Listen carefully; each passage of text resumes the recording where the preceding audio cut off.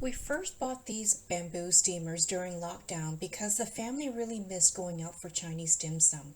This set comes with two large steamers measuring 10 inches. As you can see, they are 100% bamboo and are designed with sufficient gaps to allow the steam to come through. And the great thing about using these bamboo steamers is that during the steaming process they absorb condensation so no water will drip back onto the food.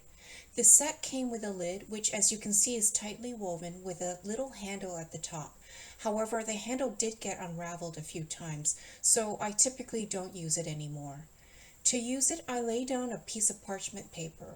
These ones have holes in them to allow the steam to escape, but if you don't have any on hand, some lettuce will also do. Then I place the dumplings and food items on top. You can see here I placed the bamboo steamer on top of a large pot and then stacked the second bamboo steamer on top of the first bamboo steamer. And I'm not sure if the camera is picking up any of the steam, but 15 minutes later your food is ready to eat.